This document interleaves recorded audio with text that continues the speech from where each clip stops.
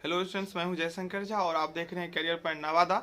Intermediate परीक्षा 2022 में शामिल होने वाले सभी छात्र छात्राओं को करियर पॉइंट नवादा की तरफ से बहुत बहुत शुभकामनाएं। मैं आशा करता हूं, प्रार्थना करता हूं जो आप लोगों का एग्ज़ाम बहुत ही बढ़िया हो। आप लोग फियरलेस होके एग्ज़ाम हॉल तक जाइए। आपको कोई टेंशन नहीं लेना है किसी भी बात का। आपका प्रिपरेशन कितना हुआ, क्या आप पढ़े, क्या आप नहीं पढ़े, इस सब बातों को अब भूल जाइए। आज से एग्ज़ाम प्रारंभ हो रहा है साइंस और आर्ट्स का। साइंस का मैथ है और आर्ट्स वाले स्टूडेंट्स का हिंदी है। तो आप लोग फियरलेस होके एग्ज़ाम सेंटर तक जाइए। आप लोगों को किसी भी बातों का डर चिंता नहीं होना चाहिए। और एग्ज़ाम तो एक विद्यार्थियों के ज़िंदगी में तो बोल सकते हैं स्टेशन है, ये आता रहेगा और जाता रहेगा। इसलिए आप लोगों को किसी भी बात का चिंता नहीं करना है।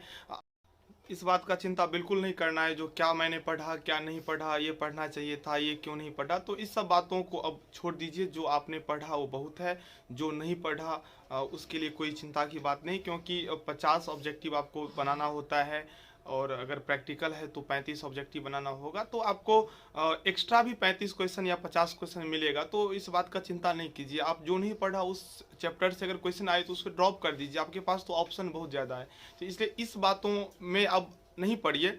बस आप लोग वेल प्रिपेयर्ड होके माइंड को अपना कंसंट्रेट कीजिए। माइंड कंसंट्रेशन अगर आपका हो जाएगा एग्ज़ाम टाइम में, एग्ज़ाम हॉल में क्वेश्चन मिलने के बाद, तो आपका एग्ज़ाम बहुत बढ़िया होगा। इस बात को ध्यान रखिए। और कुछ मैं आवश्यक दिशा निर्देश देना चाहता हूं आप लोगों को, जिसका आप लोग खासे पालन कीजिएगा। सबसे पहले मैं आप लोगों को बता दूं, जो अपने हेल्थ पे बहुत ज़्यादा ध्यान दीजिएगा। स्वास्थ्य सबसे इम्पोर्टेंट चीज़ है। अगर आप बहुत अच्छा से पढ़ लिख लिए हैं, बहुत अच्छा आपका प्रिपरेशन है, लेकिन आपका स्वास्थ्य अगर गड़बड़ हो गया एग्ज़ाम के टाइम में, तो आपका एग्ज़ाम अच्छा नहीं होगा। तो आपको सबसे ज़्यादा ज़रूरी है मेंटेन करना स्वास्थ्य का। आप आवश्यक वस्तुएं ही उपयोग करें खाद्य पदार्थ में। कोई भी बाहरी वस्तु को अब अभी अवॉइड कीजिए जो आपको हेल्थ को प्रभावित करे। और ठंड का भी समय है तो उस हिसाब से भोजन का प्रयोग कीजिए ताकि आपको सर्दी खांसी ना हो, क्योंकि अभी कोविड का टाइम चल रहा है। अगर आपको नॉर्मल खांसी या छींक हो रहा है तो आप जिस रूम में होंगे तो वहाँ ये भी माना जाएगा, सोच सकता है जो इनको कोविड है ये है, तो थोड़ा दिक्कत हो सकता है। तो आप लोगों को स्वास्थ्य पे सबसे ज़्यादा ध्यान देना है और इसको दीजिए।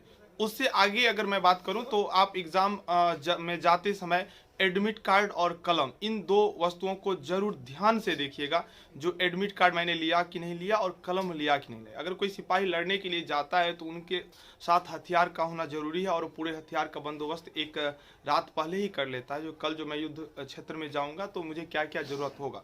तो आप भी युद्ध क्षेत्र में ही जा रहे हैं तो आपका यहाँ पे हथियार कलम होगा, तो आप कलम का चुनाव इस टाइम ये ना करें जो मैं 500 रुपये का कलम लेकर जाऊंगा या 200 रुपये का कलम। अगर आपको लिखने में अच्छा लगता है 3 रुपये का कलम, तो बस 3 रुपये का कलम चयन कीजिए। और ध्यान रखिएगा उस कलम को यूज़ कर लीजिएगा। ऐसा नहीं है जो नया कलम से एग्ज़ाम हॉल में ही लिखेंगे। तो आप कलम का यूज़ पहले ही कीजिए, 1-2 पेज लिख लीजिए ताकि आपको उस कलम के बारे में पता चल जाए जो कैसा है। और आप जिस कलम से लिखते आ रहे हैं वही कलम का उपयोग कीजिए। हाँ, एक ही कंपनी का, एक ही क्वालिटी का कलम आप एक पैकेट ले सकते हैं। उतना तो खर्च होगा नहीं, लेकिन ले सकते हैं, ले लेना चाहिए।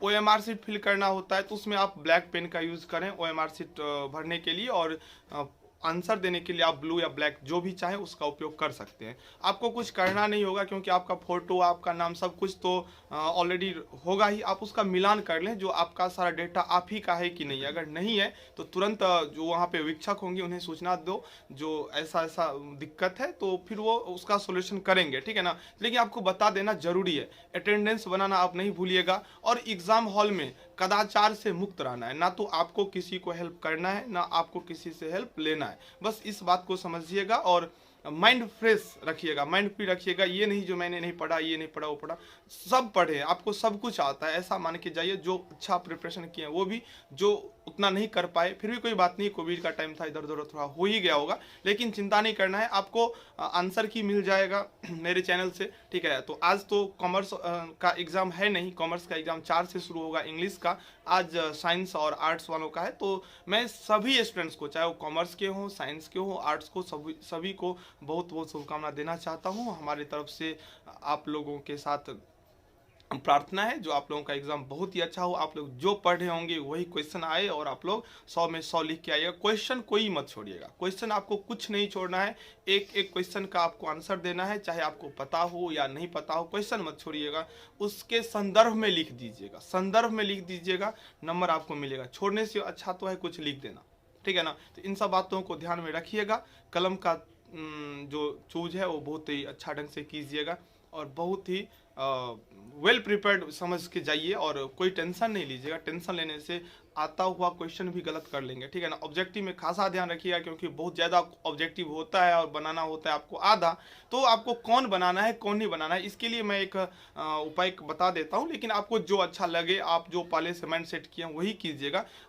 जैसे 50 क्वेश्चन आपको बनाना है तो आप एक कीजिएगा, 1 से 20 तक क्वेश्चन आप पहले पढ़िएगा। अगर आपको क्वेश्चन का आंसर पता है तो आप ऑप्शन में टिक कर दीजिएगा और क्वेश्चन नंबर में टिक लगा दीजिएगा, ये क्वेश्चन हो गया है। आपको जो क्वेश्चन बिल्कुल नहीं आता है उसको आप पूरा का पूरा लीव कर दीजिएगा, और जिस क्वेश्चन में आपको ऐसा लगता है जिस क्वेश्चन को बना सकते हैं, थोड़ा कन्फ्यूजन है, उसको सर्कल कर दीजिएगा। क्योंकि रिटर्निंग अगर आपका 50 नहीं पूरता है, मैंने कि चलिए पहले 20, फिर 20 से 40, 40 से 60 ऐसे करके बनाइएगा, तो रिटर्न अगर आपको 50 नहीं पूर रहा है तो आपको फिर रिटर्निंग में बनाना होगा। तो जो सर्कल किए होंगे उसी पे आप माथा लगाइएगा, जो आपने छोड़ दिया पूरा का पूरा अवॉइड कर दिया उस पर आपको टाइम नहीं खर्च करना पड़ेगा। तो ऐसे आप ऑब्जेक्टिव सॉल्व कर सकते हैं, ठीक है। जैसे लॉन्ग 2 नंबर वाला क्वेश्चन है तो उसमें भी आप 5 क्वेश्चन सेलेक्ट कर लीजिएगा, इसका आंसर मुझे बिल्कुल पता है, कहीं भी दिक्कत नहीं होगा। तो आप जो आपको जरूरी नहीं है पहला क्वेश्चन ही बनाना, आपको अगर 30वां क्वेश्चन बनाना है सबसे पहले तो आप 30 लिख सकते हैं, आंसर 30 और उसका आंसर लिख दीजिएगा।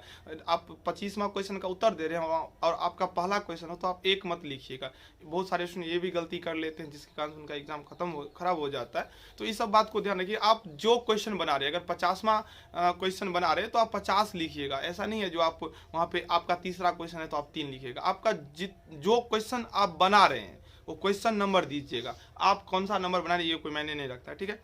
तो ये इस बात को ध्यान रखिएगा। जो आपको सबसे ज़्यादा जिस चैप्टर में आपको डाउट है, जिस चैप्टर में आपको डाउट है उस चैप्टर का क्वेश्चन एक भी मत बनाइएगा, क्योंकि बहुत ज़्यादा क्वेश्चन होगा तो आप तो छोड़ सकते हैं आसानी से। तो जिस क्वेश्चन में डाउट हो, जिस चैप्टर में डाउट हो उस चैप्टर को ही ड्रॉप कर दीजिए ताकि आपका एग्जाम बहुत ही अच्छा हो।